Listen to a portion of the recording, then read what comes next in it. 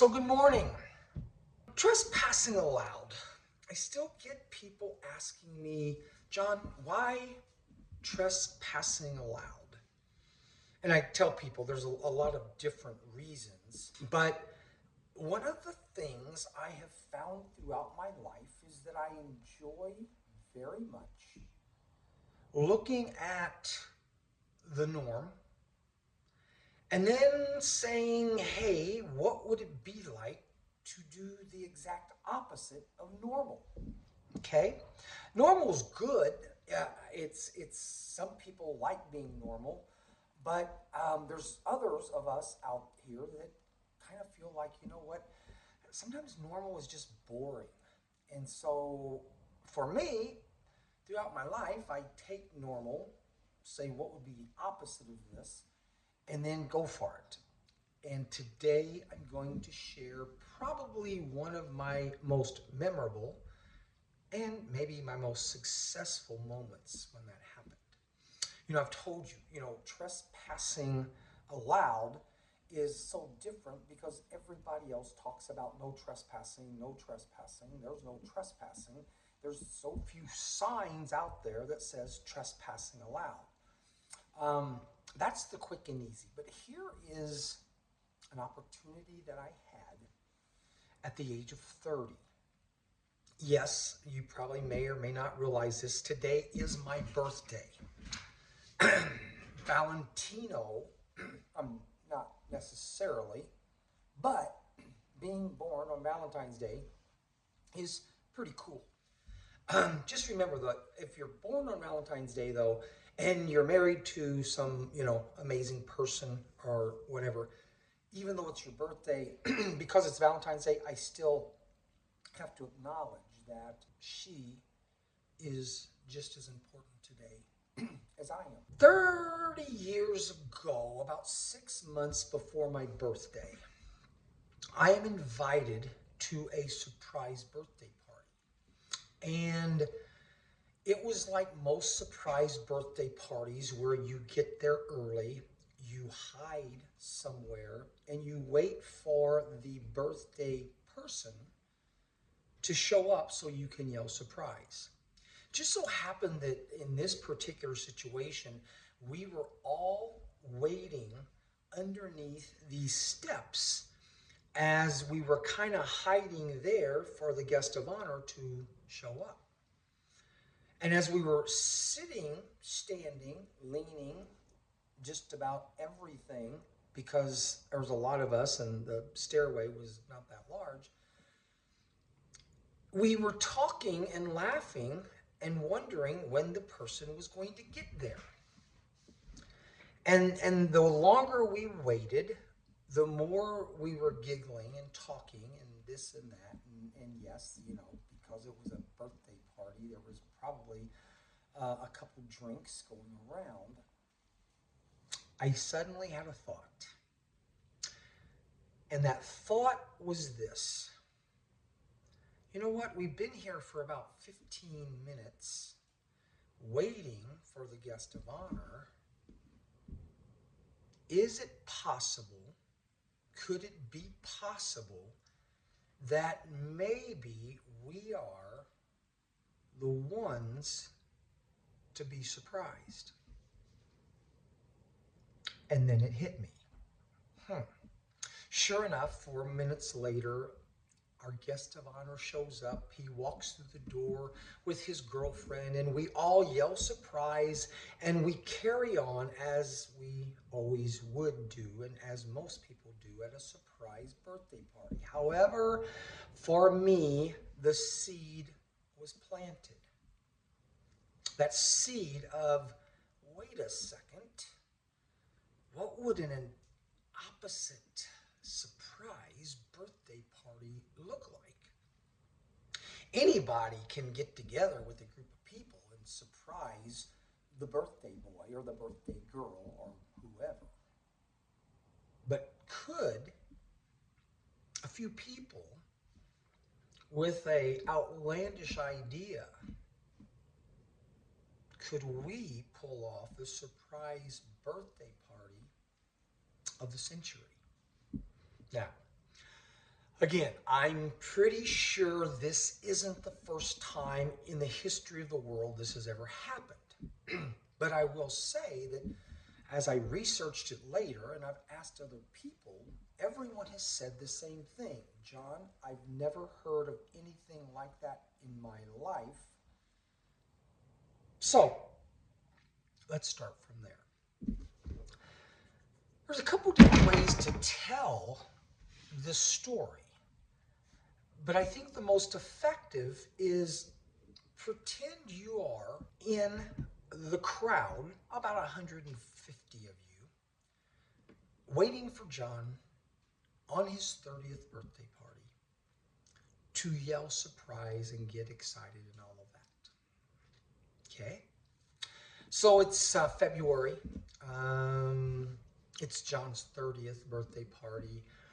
And you are invited with a bunch of his friends from different groups, volleyball groups, fraternity groups, fun groups, business groups. You're invited to celebrate John's 30th birthday. You're having it at a place called Hilltop Grove. Hilltop Grove, west side location of Evansville, Indiana. It's just kind of a big party place, okay? So basically, you're going to get there about 6 o'clock. You're going to start having some food and have some drinks because John's supposed to show up at around 7 o'clock.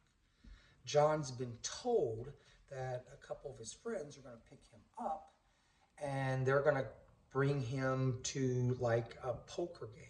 All right. The problem is that night, though, this party house, kind of a rustic place, the heater that day, one of those heaters that hang above the ceiling, the heater broke down. And because it's a fairly chilly day, it's not a good thing. Granted, they had a fireplace there and they could have the fire, but they really needed to get this heater going. So John's wife calls the local heating and air company. They send a couple guys out. But while the party was going on, the heater was not fixed. And unfortunately for Tammy, she was feeling pretty bad. So she is now talking with John's father, Mr. Schrader, and they're trying to figure out what's it going to take to get this heater fixed. Now, the thing is, as the party's going on and everybody's enjoying themselves, the food, the drink, and so on and so forth, and the anticipation of John showing up in about a half an hour, there's just concern that why can't these guys get this heater fixed? It didn't seem like it was going to be a major issue. So at least there was communication going on with the two guys. One was, normal size guy. The other guy, pretty big, robust guy. They looked like they knew what they were doing, but they were having no luck. John's going to be showing up, and Ron, his good friend, Bunger, and Kevin Mishler, his other good friend, were going to be bringing him. And so everyone's kind of waiting with anticipation. All of a sudden, somebody looks out the window, and sure enough, Ron's coming up the long drive, which gives them time to turn off the lights, gives them time to prepare for the big surprise. We've seen it 1,000 times, right? So as Ron comes to the door, opens the door, as soon as he opens the door, the lights come on and everyone yells surprise to John, who wasn't with Ron. Ron is there by himself, and everyone is saying, "Where is John?" The other kind of frustrating part that John wasn't there was also the guys don't have the heater fixed, and they were dropping tools at that last minute when they were trying to keep everything quiet. Okay, Ron, where's John, and what's going on? Well, Ron informs everybody that, okay, everything's fine, but Kevin Mishler, on his way with John to pick John up, Kevin Mishler had a minor accident from his house. So he's now on his way. Everything's fine, but it's going to be about another 20 to 30 minutes before John gets here.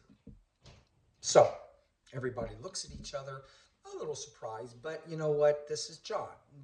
This doesn't necessarily surprise anybody that things are a little bit different. So people get back into the partying mood. Everybody's kind of happy, except now Tammy Schrader, Tammy's father-in-law, and an engineering friend, Jerry Lutz, are now kind of frustrated because these guys still don't have the heater fixed yet. And to add insult to injury, rumor is out that one of the guys working on the heater actually went over to the buffet line and got some food. Whether he asked permission or not, wasn't really sure. So at that point, we now have Jerry, who everyone knows very well. Jerry's a very brilliant engineer. And we also know Jerry's not afraid to tell people, what he thinks or what he feels. They go over and they have this discussion now that says, guys, you've been here for an hour and a half. Why can't you get the heater fixed? Jerry's like, you know what, if you want, guys, let me look at it. Let me help you out. Well, unfortunately, no, you can't help us because, liability-wise and everything, we can't let you do that. Well, Mr. Schrader, who usually is very, very calm and usually is a just great personality, he is now getting frustrated because he sees Tammy, okay, my wife, he sees her getting kind of upset because she feels obligated to keep everyone warm, and it's not happening. Well, sure enough, it gets a little worse. About 10 minutes later, one of the workers is seen going over to the cooler and pulls out a beer and takes it back to his work site. When Tammy saw that or heard that, she gets even very, very concerned, upset. And which then her father-in-law, Jim Schrader, gets even more upset. And at this point, they go to Jerry and they're like, Jerry, we don't care what you got to do. Fix this darn heater, okay? So the crowd is starting to realize that one, okay, different kind of surprise birthday party. Two, there seems to be some tension happening within the complex. 5 to 7 minutes later, nothing has changed except, okay, hold on, wait a second.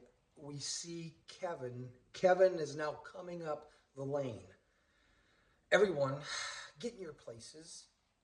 Let's forget about the heat for a second and let's just have this surprise moment for this 30-year-old guy who he just seems to mess things up all the time.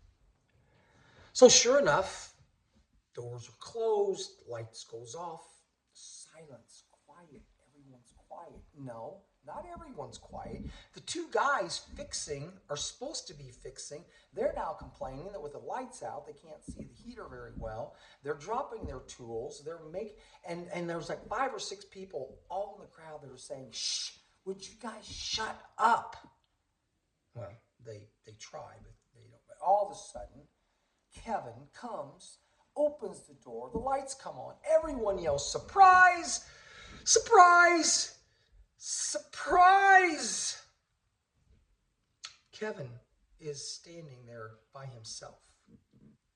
Once again, the second surprise of John's surprise party, everyone's there except for John. Immediately, Tammy, Kevin, what's going on? Where's John? Kevin's like, I don't know. I went to the house. I told him I was going to pick him up. I got there. John was not at the house to be picked up. And I assumed maybe there was a miscommunication. Maybe Ron had come back and got him. I don't know. But John wasn't at the house. Now everyone is like, okay, only John Schrader could screw up his own surprise party, right?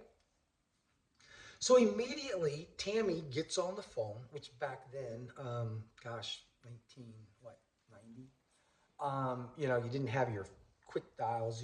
She calls from the phone that she has, and sure enough, she gets a hold of her husband. She's talking to her husband, John. Hey, um, Kevin Mishler said he came by to pick you up, and you weren't there. And oh, really, really? Wow, that okay. Just stay there at home, and Kevin's going to come back to pick you up because he says that he's supposed to be taking you to that poker game tonight, and you weren't there. And so she hangs up the phone, and now the entire crowd is surrounding Tammy because they're really curious as to what's going on. And basically, it was pretty simple. Guys, John was waiting for Kevin. While he was waiting, the neighbor came over and needed him to help him move some furniture. He had a big couch. As John goes over to the neighbor's house and helps him move the couch, well, then John starts, talking to the neighbor. And one thing leads to another. So when Kevin was there, yeah, John was at the neighbor's house. So we have a big group of people at a surprise party waiting and wondering, how in the world could this be happening? But now, as they're all in the big circle, now the focus changes back to the two workers who were not fixing the heater. And at this point, Jerry, the engineer, has just about had enough.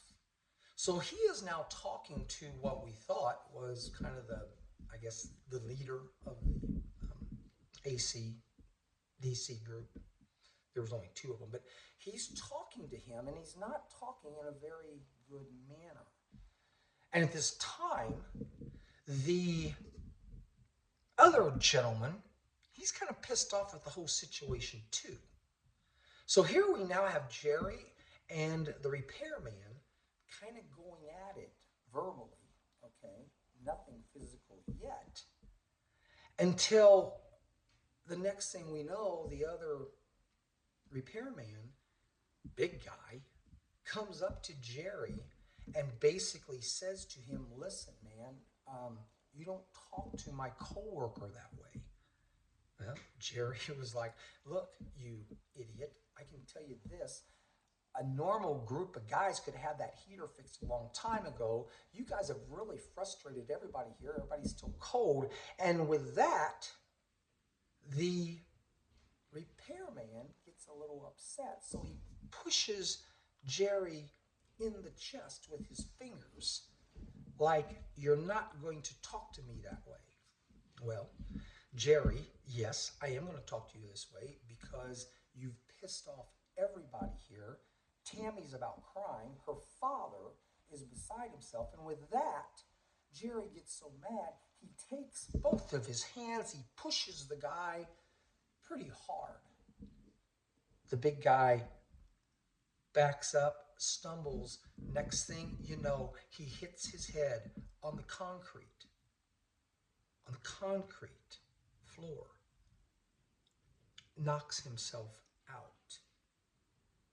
He is now knocked out on the floor, laying there, and the crowd is now looking down at him, realizing that this birthday party has taken a very terrible turn. Not exactly sure if he was still breathing or not. Ron Bonger, John's good friend, kneels down and he checks for a pulse.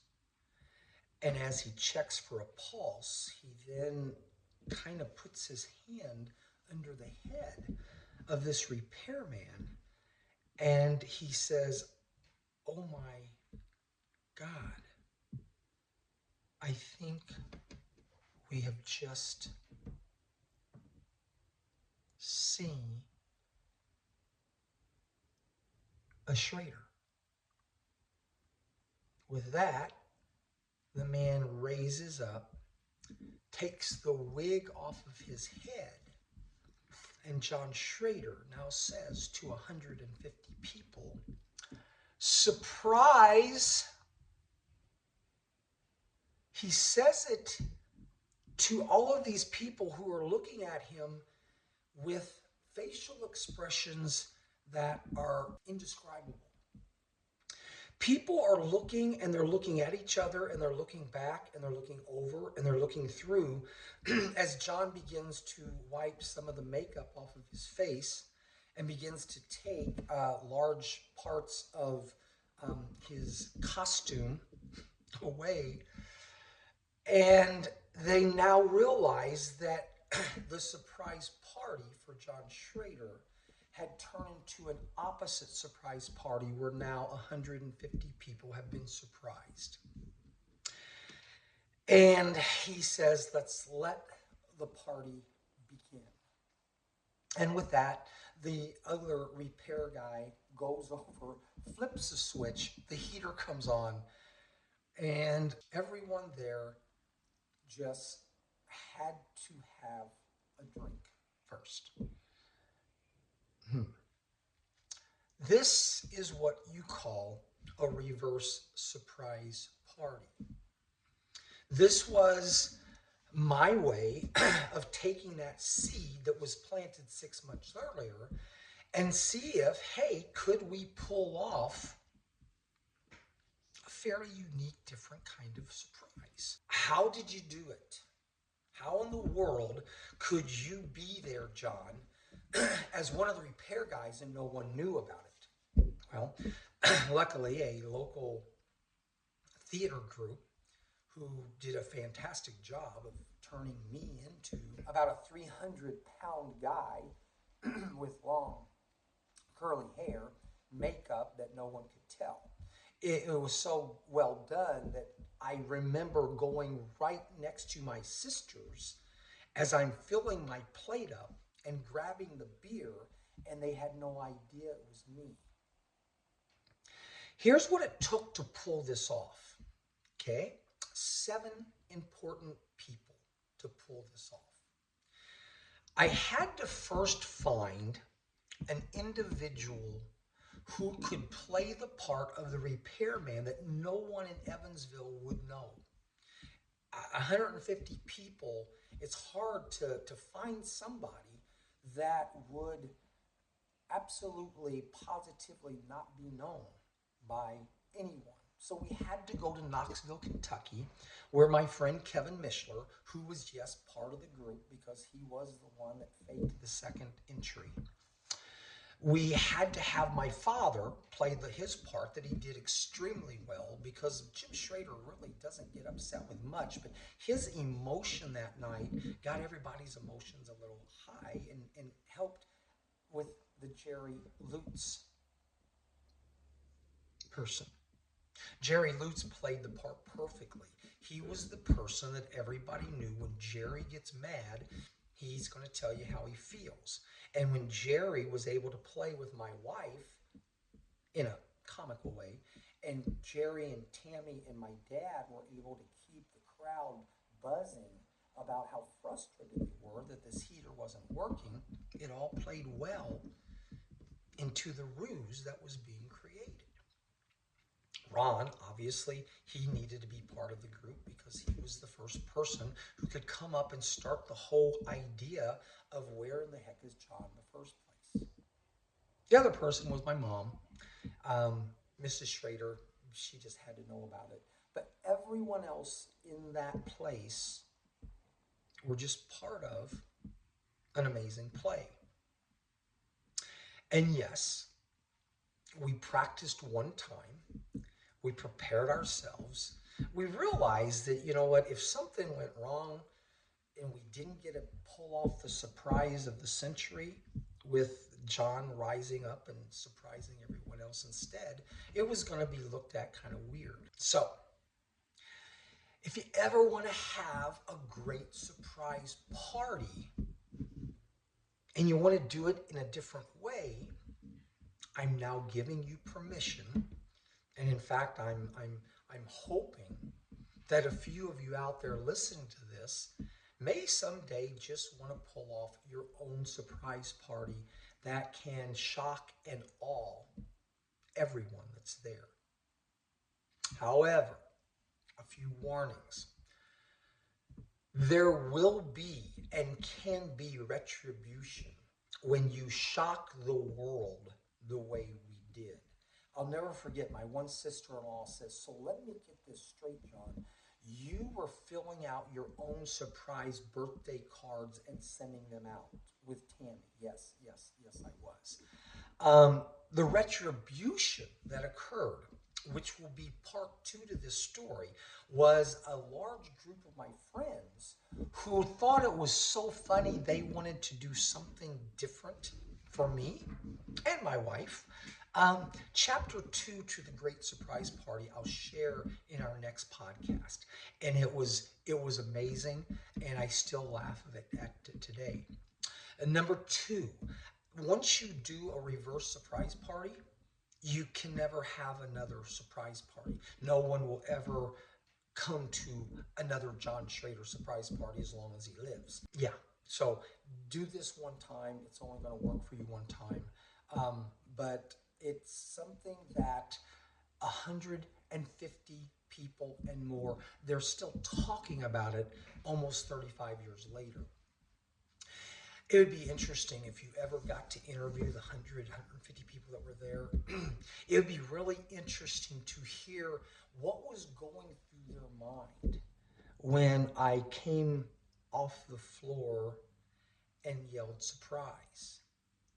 Because as I talked to them, each one of them had a different version of what they were going. Some were just so shocked. Some thought they were dreaming. Some, they just couldn't comprehend how this 300-pound guy laying on the floor suddenly became the guy that they thought they were going to be surprising in the first place. So, 150 people, 150 different reactions. So the next time you want to do something different, the next time you want to kind of go out there with a little courage, a little confidence, and just having all the freaking fun in your life that you can have. This is a little bit about how my mind works. And we did the research. We were confident. We were respectful to, gosh, I think we were respectful to the guys repairing the air conditioning or heater or whatever. But long story short, today, Valentine's Day, my birthday, gives me an opportunity to share with you once again that when we talk about trespassing aloud, we're talking about one of hundreds of stories that kind of made me feel like there is a God and he does have a sense of humor. Because God did, he really kind of helped us pull this thing off. I will admit, we only practiced one time, but it really went just about as perfect as you could believe. And again, if I had a video, as I looked around the crowd, of the faces of every one of these people in the first 5 to 10 seconds of the shock that was pulled off, I think it would go viral because it was amazing. However, like I said, your good friends, your fun friends, they took it extremely well to the point where they were able to say, let's do something in the future to John and his wife that maybe he can share that you'll have a blast at. So today, go think outside of the box. Go think of something that everybody would do it this way normally, but what could I do different that 30, 35, 40 years from now, they'll still be talking about it in a positive way, except for maybe that one person that was still a little frustrated because she really wanted to help my wife do this party with her. And then she realized that she was told she couldn't because, well, she was one of the surprisees. So I love my Valentine. I love people. I love my God too because I do honestly believe God created some person in southern Indiana with a sense of humor that he just keeps me laughing and laughing and laughing. So go out today, find some people to love, have a blast, and then we'll meet again soon.